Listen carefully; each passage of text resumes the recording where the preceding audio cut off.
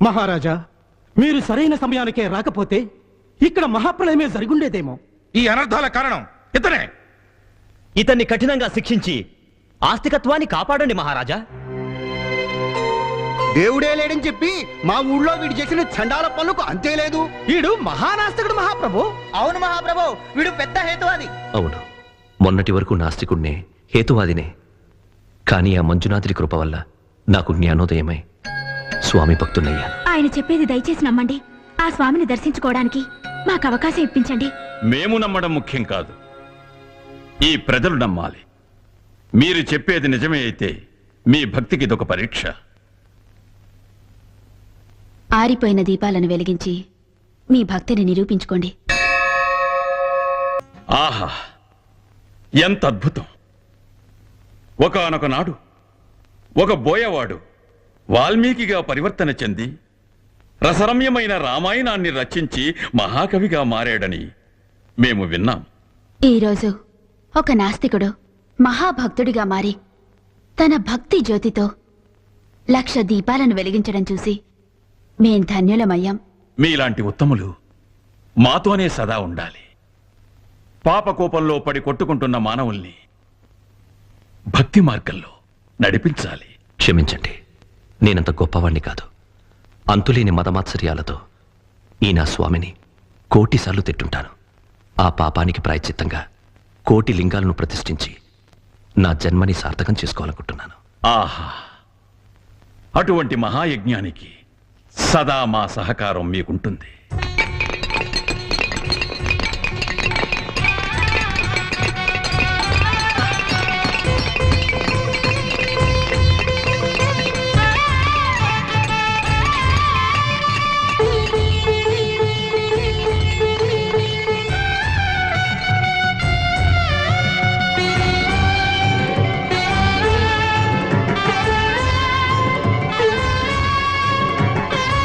పండితులంతా కలిసి చర్చించి కార్తీక సోమవారం ప్రశస్తంగా ఉంటుందని నిర్ణయించారు. ఇక ప్రతిష్టాపనకు కావలసిన ఏర్పాట్లు సిద్ధం చేసుకోవచ్చు. మంజు, మంజు, నీవు చేసిన ఈ 1,000,000 లింగాల యజ్ఞాన్ని కళ్ళారా చూసి ధన్యత పొందాలి అని ఊరికి ఊరే పరితపిస్తోంది నాయనా. మహాప్రతిష్టాపనకు శుభముహూర్తం నిర్ణయించండి అని స్వయంగా అంబికేశ్వర మహారాజు గారే కబురు చేశారు బాబు. ఆ విషయం గురించి వీళ్ళతో సంప్రదిస్తున్నాను. కార్తీక శుద్ధ ఏకాదశి సోమవారం ఆరుద్ర నక్షత్రం శ్రీ మంజునాథ స్వామి ప్రతిష్టకు అత్యంత విశేషమైన ముహూర్తం.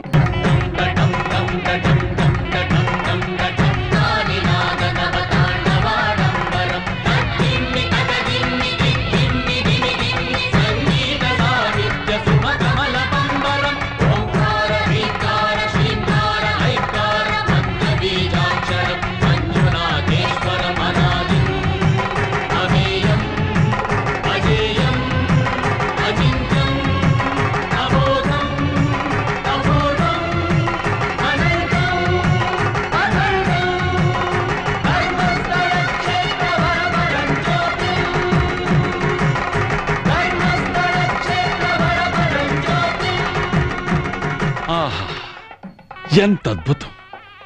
ప్రపంచంలో ఉన్న శివసాల గ్రామాలన్నిటినీ ఈ పవిత్రమైన క్షేత్రంలో దర్శనం చేసుకునే భాగ్యం మనకి లభించింది. ఈ మహాక్షేత్రాన్ని మా రాజ్యంలో స్థాపించినందుకు మా తరపున, మా ప్రజల తరపున ధన్యవాదములు. ఆహా, అద్భుతం, అమోఘం! స్వామి, మానవుడే మహనీయుడై ధర్మాన్ని ఉద్ధరిస్తాడని ఆ రోజు తమరన్న మాట ఫలించింది. 1,000,000 లింగాలను ఒకే చోట చూసి నా మనసులో మంగళ వాయిద్యాలు మ్రోగుతున్నాయి. నువ్వు అన్నది నిజం సర్వమంగళ, నాకు అలాగే అనిపిస్తుంది. మీ దివ్య పాద స్పర్శతో ఆ 1,000,000 లింగాల క్షేత్రం మహాపుణ్యక్షేత్రంగా మారాలి. ఆ అద్భుతం సృష్టించిన భక్తుని చరిత్ర అజరామరం కావాలి. అవును దేవి, కానీ కొన్ని కావాలంటే కొన్ని పోవాలి. అంటే బంగారపు సూదైన బెజ్జంలో మలినం ఉంటే దారం ఎక్కించలేం కదా. వెళ్ళి మలినం వదిలించి వస్తాను.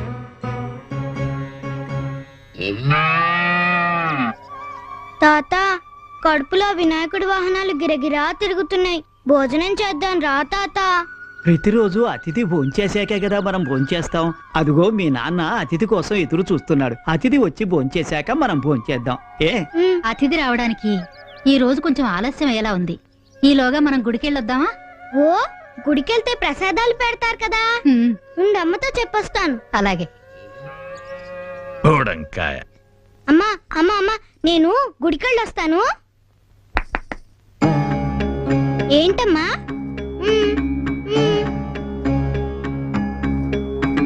ఓ ప్రసాదం తేవాలా? తెస్తాను.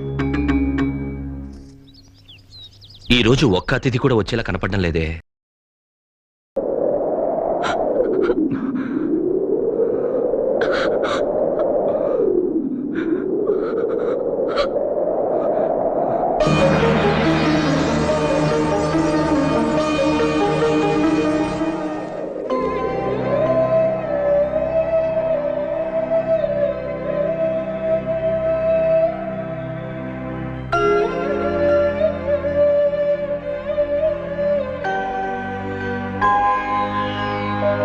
భక్తుణ్ణి పరీక్షించారు, కోపాన్ని వదులుకోమన్నారు. కానీ నిద్రాహారాలు లేకుండా ఎంతకాలం ఇలాగే ఉండమంటారు? ఆ కాత్యాయని ఏం పాపం చేసిందని అంత బాధపడేలా చేశారు?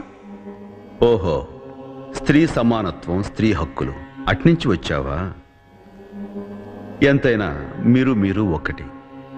వాళ్లకు పసుపు కుంకాలు ప్రసాదించి పార్వతివయ్యావు. భాగ్యాన్ని అనుగ్రహించి భవానీదేవిగా మారావు. సంతానాన్ని సమకూర్చి సతీదేవివై వెలిశావు. ఇప్పుడు అన్నపూర్ణాదేవిగా మారి... అర్థమైంది స్వామి. ఆ పుణ్యక్షేత్రంలో నాకు కాస్త చోటు కల్పిస్తున్నారా?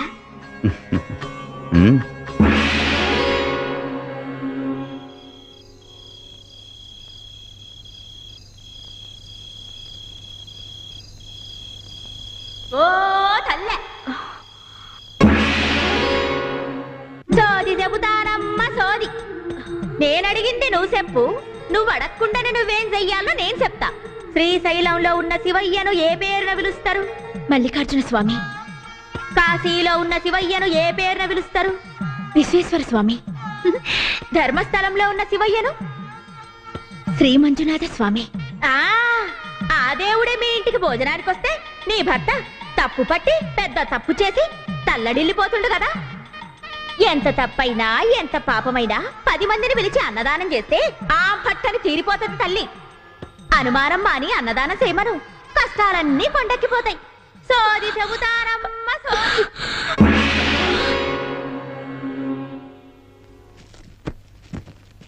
దీన్ని తీసుకెళ్లి పురోహితులకి ఇవ్వండి. అలాగేనమ్మా. కాత్యాయని,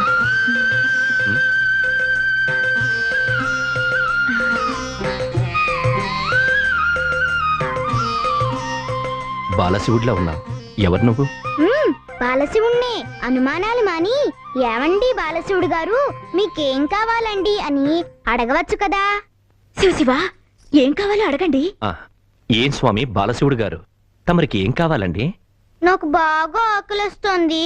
బొజ్జ నిండా బువ్వ పెడతారా? ఇంత పెద్ద బొజ్జ నిండానా? అలాగే చిన్నస్వామి, రండి వడ్డిస్తాను. అమ్మా ఆలోచించి చెప్పండి.